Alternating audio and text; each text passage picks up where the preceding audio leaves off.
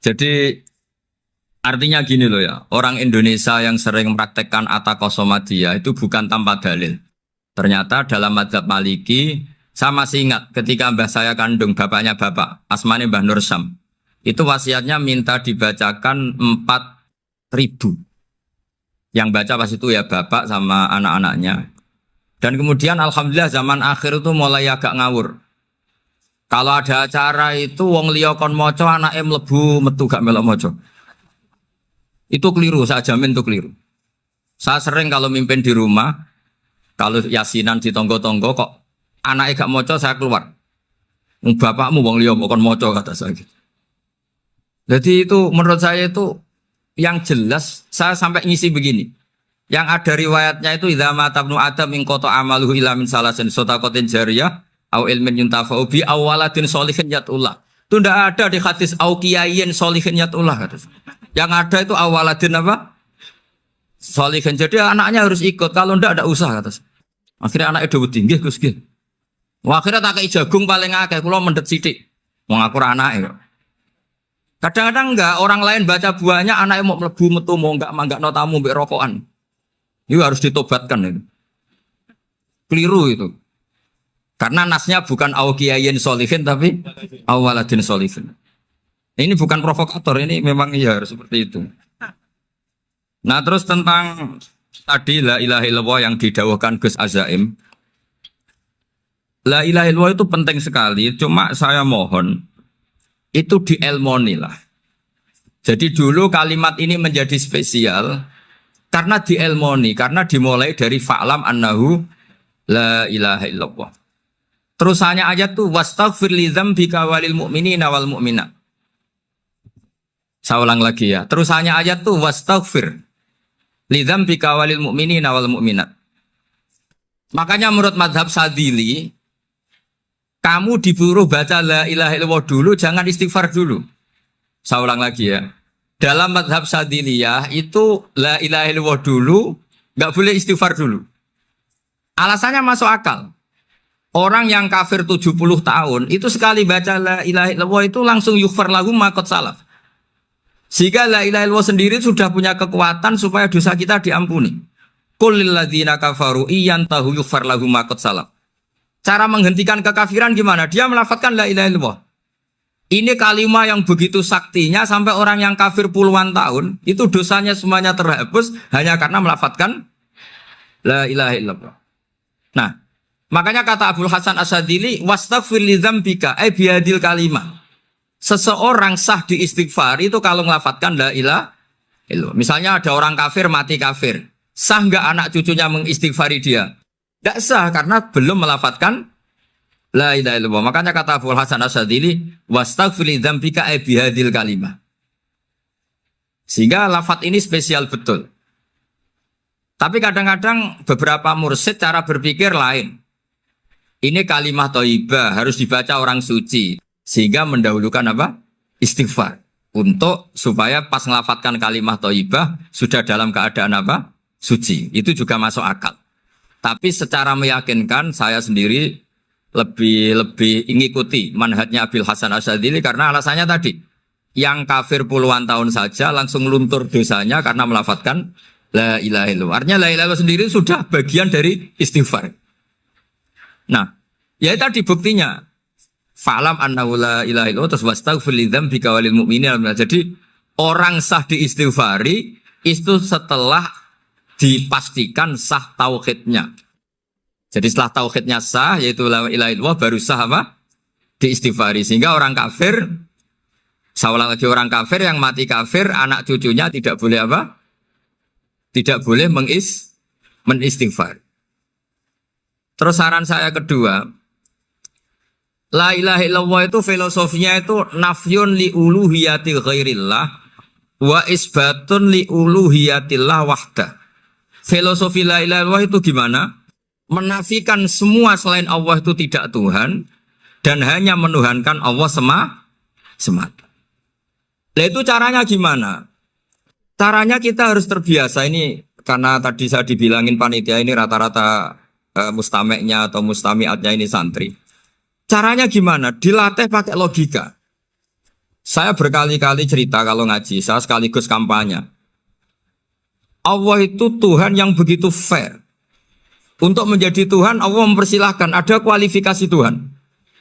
Jadi boleh, dikompetisikan itu boleh, kata Allah. Gak apa-apa kamu ngaku Tuhan gitu, kata Allah. Tapi nak ngaku pangeran itu paling gak ya direputasi lah. Ada verifikasinya. Dimulai dari apa? Ya kalau jadi Tuhan itu setidaknya bikin langit bumi lah. Aturannya gitu. Jadi kalau daftar bupati ya daftarlah ke KPU. Masa tahu-tahu jadi apa? Tuhan kemudian tidak punya prestasi bikin langit bumi. Sehingga Allah itu cara ngendikan itu ya fair. Qul ara'aytum ma tad'una min dunillah aruni madza khalaqu minal ardi am lahum syirkun fis samawat. Coba yang kamu tuhankan selain saya, prestasinya apa? Ketika saya bikin bumi itu apa ikut bikin? Terus am lahum syirkun fis samawat. Kalau bikin langit, kalau nggak bisa ya urun lah gitu. Urun semen apa urun bego, pokoknya urun lah gitu. Urun ora, gawe bumi ora, ngerti-ngerti ngaku jadi pangeran. Kul hatu burhanakum. Jadi ya kan ya lucu kan, misalnya syarat kiai di Salafiyah kan keluarga Kiai As'ad, cucunya ngaji ngalim. Orang keluarga Kiai As'ad tuh aku kiai utama di Salafiyah. Oh mesti di penjara ya. Lah yo gak gawe langit bumi, gak ada prestasi terus ngaku sebagai apa? Tuhan. Sehingga fair. Makanya saya berkali-kali cerita. Jubair bin Mut'im itu punya anak namanya Muhammad. Ini sudah orang alim, Muhammad bin Jubair bin Mut'im. Itu cerita awala Islami Abihi. Mut'im itu orang pinter sekali. Saking pinternya dia jadi delegasinya orang Quraisy datang ke Rasulullah sebagai negosiator untuk membebaskan Asra Badrin. Tawanan perang apa? Badar. Yang namanya disuruh itu pasti orang pinter. Tapi apa yang terjadi ketika nginep di masjid? Karena zaman itu gak ada hotel. Nanti jadi geger. Orang musyrik nginep di masjid hukumnya gimana? Bahsul masail tok. Zaman itu mau tidak mau. Kalau sekarang kan ada hotel, kiai juga punya wisma. Apa yang terjadi? Orang ini cerdas sekali. Dan delalah Nabi pas sholat maghrib itu baca wattur wa kitabim mastur sampai am khalaqus samawati wal ard. Ya kalau kamu jadi Tuhan ya setidaknya menciptakan langit bumi lah. Namanya jadi Tuhan ya ada persyaratan kan. Paling tidak punya reputasi menciptakan langit bumi. Atau kalau jadi Tuhan setidaknya reputasinya itu enggak diciptakan yang lain. Am khuliqu min ghairi syai'in. Ini jadi Tuhan kok punya bapak, punya ibu. Ini jadi Tuhan kok lahirnya di bumi. Ada tanggal lahirnya, ada tahun. Masa jadi Tuhan kok dulu buminya semuanya walhasil tuh. Akhirnya Nabi ketika salam sholat maghrib, dia datang. Ya Rasulullah, akalku habis oleh ayat yang barusan engkau baca. Sudah saya Islam saja. Argumentasi selain Allah Tuhan itu batal. Itu, nah saya mohon santri-santri Salafiyah itu baca Quran sampai seperti itu. Jadi jangan hanya khataman banyak-banyakan maksudnya. Ini bukan nyindir ini, ngamuk ini. Jadi ya khatamannya tadilah 1000 atau berapa lah, jangan banyak-banyak. Juga kasihan malaikat yang nyatet kan. Wong baru subhanallah alhamdulillah aja di teks hadisnya abad al malaikah gak ditete. Itu baru subhanallah alhamdulillah itu sudah mencapaikan malaikat. Makanya saya wiridan tuh arang-arang kasihan malaikat karena nanti jadi itu ya ada madhabnya itu jadi kalau Gus Azaim sholat lama tak saingi sholat cepet itu sama-sama ada madhabnya. Yang cepet kayak saya tadi setan pas tata-tata mau goda pas rukuk saya sudah itidal. Mau goda itidal saya sudah sujud, pusing dia. Tapi jangan tiru ini madhab yang agak-agak khusus lah sudah cara orang Madura agak khilaf tuh. Khilaf ya. Khilaf ini agak khilaf ini sudah. Tapi saya ingin lah. Sampean kalau ngaji Quran itu dilatih berlogika. Jadi Allah itu fair. Enggak apa-apa kalian ngaku Tuhan tuh enggak apa-apa, tapi tunjukkan prestasi kamu apa. Aruni madza khalaqu minal ardi am lahum syirkun fis samawati. Am khalaqus samawati wal ard. Diulang lagi am khuliqu min ghairi syai'in. Setidaknya kalau jadi Tuhan itu ya enggak butuh yang lain lah. Masa jadi Tuhan kok wujudnya saja butuh orang lain, butuh bumi, eksistensinya butuh makan, butuh minum. Makanya Allah cara meniadakan uluhiyah selainnya itu Allah itu redaksinya itu mengena sekali. Yaitu tadi dengan cara-cara seperti itu. Sebagian ayat disebutkan ma asyattuhum khalqas samawati wal ardi wala khalqa anfusihim. Wong Tuhan kok nggak punya reputasi bikin langit, bikin bumi, bahkan untuk menciptakan dirinya sendiri saja nggak bisa. Ya sudahlah, kamu nggak usah ngaku Tuhan, nggak level katanya gitu. Akhirnya terus ditemukan Tuhan yang sejati, yaitu wal awwalu wal akhiru wal zahiru wal batin. Nah, itu yang Mut'im ini tadi termasuk orang yang sangat cerdas sekali. Padahal itu bacanya bukan pas basul masail, enggak. Nabi pas sholat maghrib. Juga bukan pas ceramah, enggak. Tapi itu didengarkan. Makanya termasuk ini spesial untuk hormat saya kepada Ki As'ad. Makanya saya ini kalau mentasjik santri-santri, ini agak sensitif, tapi sudah saya tidak perlu takut fitnah. Saya termasuk kenapa saya ingin jadi ahli tafsir, tentu yang membentuk itu Mbah Maimun dan bapak saya. Bapak saya itu hafal Quran kayak hafal Fatihah. Saking senangnya Quran itu. Mungkin bisa kamu saingi itu. Itu adalah orang kafir itu bisa paham Quran. Itu sangat menyinggung saya. Orang kafir itu bisa paham Quran. Ketika Umar Islam itu karena mendengar apa coba? Mendengar apa? Quran. Dan itu masih kafir apa sudah Islam? Masih kafir karena kalimat-kalimat yang di Quran itu begitu jelas wal kitabil mubin sehingga didengarkan orang kafir pun tuh ngefek. Makanya ketika Umar datang ke saudari putrinya kemudian dengar Toha ma anzalna alaikal Quran apa? Litasqa, itu dia terus iman. Begitu juga Mut'im. Itu ketika dengar Nabi baca surat At-Tur ya langsung iman. Makanya kata Ibnu Jarir At-Tabari, kamu jangan pernah bilang gini, syaratnya paham Quran itu harus alim, harus gini. Lah nanti berarti orang kafir punya alasan di depan Allah, ya Allah, engkau ngadani kami dengan Quran yang nggak bisa difahami kecuali alim dulu. Lah saya alim gimana? Nggak pernah mondok. Mondok gimana? Saya kafir. Jadi artinya gini loh, kata Ibnu Jarir At-Tabari, Allah tidak mungkin mengatakan gini. Ifhamil Quran bima la fahmalaka. Quran itu harus kamu fahami. Sementara orang kafir karena lafadznya Quran khusus gak bisa memahami. Makanya Quran itu dibaca. Itu banyak orang kafir yang menjadi muslim karena mendengar apa? Al-Quran. Padahal kafir. Nah termasuk tadi Muhammad bin Jubair bin Mut'im ini itu menjadi Islam ya, karena mendengar Quran. Padahal dia saat itu masih apa? Kafir. Karena tadi logika misalnya nggak paham secara lafadz Arab. Sekarang misalnya nyuwun sewu ada orang ateis. Saya pernah didatangi seorang ateis yang nggak percaya Tuhan. Saya mau Islam Pak Ba, asal Anda bisa menjelaskan Tuhan itu siapa. Coba Quran dibaca secara makna, tidak secara lafadz tapi secara makna. Begini misalnya, ada orang ateis datang ke saya, Pak, saya mau Islam, asal Anda bisa menjelaskan Tuhan itu siapa. Terus saya tanya, ini ngajak goblok-goblokan apa pinter-pinteran, kata saya. Terus dia jawab, ngajak pinter-pinteran Pak, saya ini doktor katanya. Maksudnya di akademiknya dia doktor, mungkin jurusan matematika atau apa, tapi di ketuhanannya jeblok. Terus tak tanya, kalau ini ada kertas, kamu suka ada rumusnya apa suka ada? Ya suka ada rumusnya. Kenapa ada kertas? Ya karena ada yang bikin. Nah kira-kira berstatus membikin atau membuat, itu sesuatunya mewujud apa enggak? Ya pasti mewujud lah, pasti ada. Ya sudah, anggap Tuhan itu adalah sebab dari semua yang ada. Masa alam yang seperti ini, langit dan bumi ini mewujudat, kemudian kamu katakan kholaqohal adam, bahwa alam raya yang mewujud ini diciptakan oleh ketiadaan. Ya juga, berarti Tuhan itu ya. Ya itu yang namanya Tuhan. Lah mulai dulu kiai-kiai ngomong gitu kan saya Islam katanya.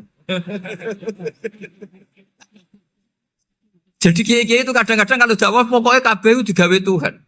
Beda dengan dakwanya orang-orang mantek. Orang-orang mantek itu kan nggak pernah nyebut Allah. Ini alam hawadis, la budda min muhdis. Meskipun mereka, nah muhdis ini menurut Islam namanya Allah. Tapi sebetulnya kan nggak langsung bilang Allah. Jadi tak kasih tahu, alam raya ini mewujud nggak? Ya mewujud Pak. Bisa nggak sesuatu yang nggak ada menjadi faktor wujudnya yang ada? Ya nggak bisa, namanya nggak ada itu nggak bisa jadi faktor. Nah itu hebatnya ulama-ulama kita. Ketika mengenalkan Allah itu siapa? Zat yang wajibil wujud. Jadi kita ini kalah pinter ulama-ulama dulu. Ya alhamdulillah kalahnya sama ulama dulu. Kalau kalah sama ulama sekarang isin lah.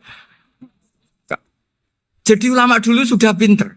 Pasti pertanyaan dasar manusia, hadil maujudat itu man khalaqaha, siapa yang menciptakan? Kalau kamu langsung jawab Allah atau Tuhan, mereka pasti tidak nerima. Ya jawab saja, hadil maujudat mesti khalaqaha maujudun. Nah berhubung maujud ini berstatus pencipta, harus super.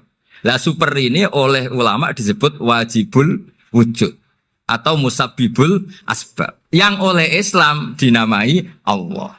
Tapi kita langsung ngomong Allah, mesti aja bingungkan kan bagi yang bingung maksudnya. Ya saya mohonlah kalimat-kalimat la ilaha illallah itu diamatilah, diresapi sampai seperti penjelasan saya ini, sehingga punya kualitas ilmu. Karena syaratnya memang fa'lam, harus punya kualitas apa? Ilmu. Ilmu itu apa? Ma'rifatus syai' ala ma huwa alaih. Mengenal sesuatu sesuai detail-detail sifatnya sesuatu itu. Misalnya kalau Allah sudah jadi Tuhan, ya harusnya qabla kulli syai'. Masa Tuhan sama yang dituhani wujudnya dulu yang dituhani, ditemukanlah sifat awal atau qadim. Makanya benar Gus Azaim tadi kalau sudah bertauhid harus hafal akidah berapa khamsin. Dimulai apa? Wujud. Kenapa harus dikatakan wujud? Karena alam raya ini kadung maujudan. Hadhil alam maujudun. Masa maujudun khalaqahul adam? Masa maujudat khalaqahul adam? Nah itu yang disebut am khuliqu min ghairi syai'in am humul khaliqun. Jadi saya mohon semohon-mohonnya cobalah tradisi-tradisi lihat baru ayat ini dihidupkan lagi sehingga kita baca Quran itu sekaligus menjadi orang yang sangat argumentatif. Karena Quran adalah qul falillahil hujjatul baligh. Dilatih. Jangan bosan dilatih. Makanya kalau saya baca ayat-ayat seperti itu cek fair Allah. Fair betul. Enggak apa-apa saya punya pesaing kata Allah, tapi yang imbang dong. Pas aku gawe langit ya bantulah. Atau ada langit tandingan lah kira-kira gitu. Kalau saya bikin bumi ya ada bumi. Nah misalnya sekarang orang Cina bikin matahari, materinya dari mana coba? Dari yang sudah ada sekarang kan? Tetap saja agak ikut bikin kan? Tapi kalau Allah bikin langit bumi minal adam minal wujud. Kalau mereka paling rekayasa yang sudah wujud adik. Nah harus sampai seperti itu. Sampai kata Gus Azim kul hatu apa? Burhanakum dan. Jadi ini cara-cara kita untuk menguatkan iman. Aruni madza khalaqu minal ardi am lahum syirkun fis samawati. Terus kata Allah, itu nih bi kita bimin qabli hadza au atharatim min ilmin. Kalau kamu enggak setuju teori ini kata Allah, cari kitab suci versi Anda. Aturan jadi Tuhan itu apa coba? Ya tetap saja semua kitab suci akan mengatakan di mana-mana Tuhan itu pencipta langit dan bumi. Jangan yang lahir di bumi jadi Tuhan. Jangan Lata Uzza jadi Tuhan. Jangan karena sakti jadi Tuhan. Nah ini di sini pentingnya ilmu balaghah, ilmu mantek yang alhamdulillah di pondok-pondok kita masih diajari. Makanya kata mantek sebetulnya ilmu akal hanya menemukan hadil maujudat khalaqaha maujudun. Nah yang maujud ini siapa? Ya wajibul wujud. Nah kemudian Islam menamai ini Allah Subhanahu wa ta'ala. Makanya ulama dulu itu kalau ngendikan Allah itu siapa? Zat sing wajibul wujud. Itu filosofinya luar biasa. Karena dengan seperti ini bisa menafikan teori ateisme. Bahwa alam raya ini diciptakan oleh ketiadaan. Makanya saya bilang tadi, ngajak goblok-goblokan apa pinter-pinteran gitu. Lah nek ngajak goblok-goblokan yang ini, hadhil maujudat khalaqahal adam. Terus kita goblok bareng. Loh iya kan barang maujud diciptakan yang tidak maujud.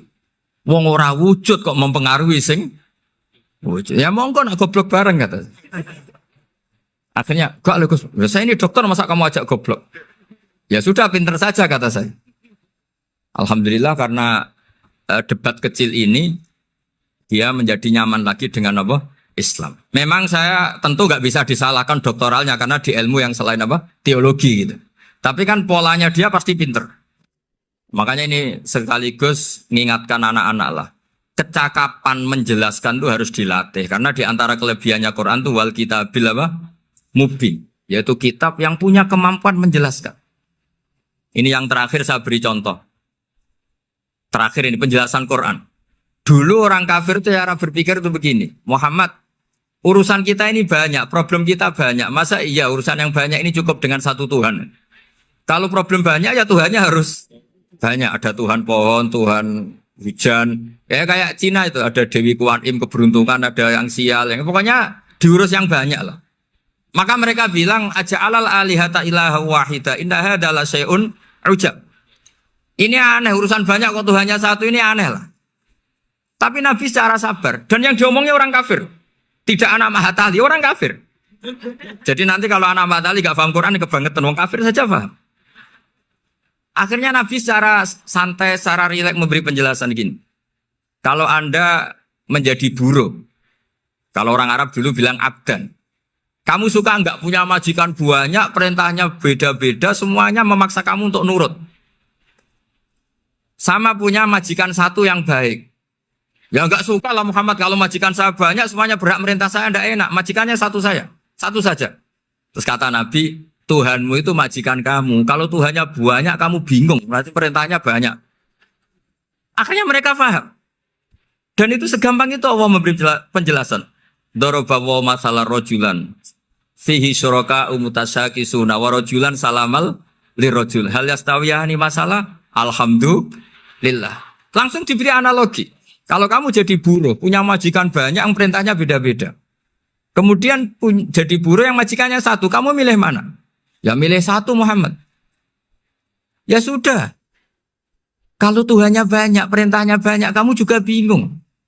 Langsung menjadi faham. Nah, ketika ada orang tidak ikhlas, Nabi cara memberi penjelasan juga gampang. Misalnya saya dikasih uang Gus Azaim 1 juta. Kemudian matur nuwun saya sama Pak Afif. Ya, aneh enggak? Saya ini orang aneh enggak? Orang aneh enggak?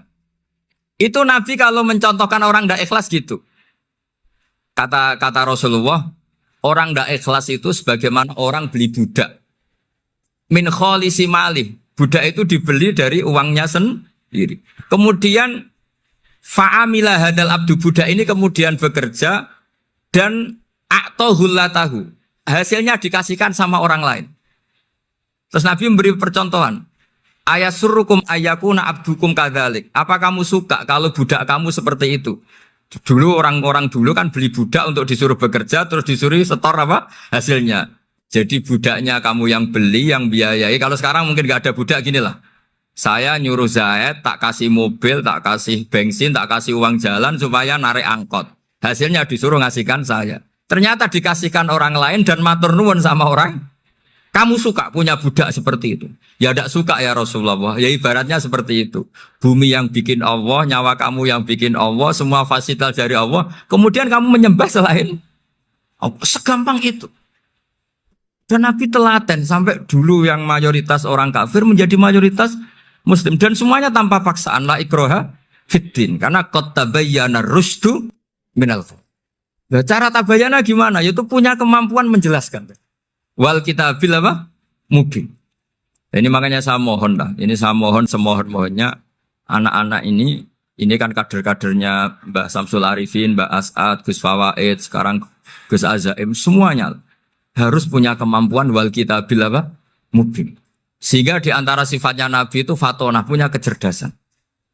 Nabi itu gak pernah debat kalah. Itu meskipun sudah terdesak gak pernah kalah. Pernah Nabi itu ngendikan la'adwa walatiorata. Tidak ada penyakit menular. Ada orang yang mungkin kurang suka iseng, ada onta yang sudah gudiken dijejerno sama yang waras. Ternyata yang waras jadi gudiken. Akhirnya Nabi diundang lah kira-kira gitu. Ya Rasulullah kata engkau gak ada penyakit menular. Tapi ini onta yang gak gudiken tak jejerkan yang gudiken ikut gudiken. Berarti kan menular. Nabi santai jawab. Faman jarrobal awal. Lalu yang pertama gudiken ketularan siapa katanya. Wah kalau ini asli Nabi ya sudah seperti itu. Jadi ngiranya dia menang karena yang gudikan pertama nulari yang kedua. Ternyata Nabi tanyanya lagi, faman jarrobal awala, yang gudikan yang pertama siapa? Oh ini asli ya maksud saya itu. Jadi Nabi itu gak pernah kalah. Karena Nabi punya apa? Fatona. Jadi saya mohon, ya tadi makanya ini efeknya tuh khatamannya gak boleh banyak-banyak ya. Maksud saya kalau musim khataman ya gak apa-apa, khataman banyak-banyak. Tapi kalau gak musim khataman ya musim-musim tadabbur gitu. Tapi kalau ini musim khataman gimana monggo lah. Cuma saya kok kasihan malaikatnya tadi itu. Ya, matur nuwun minta maaf. Assalamualaikum warahmatullahi wabarakatuh.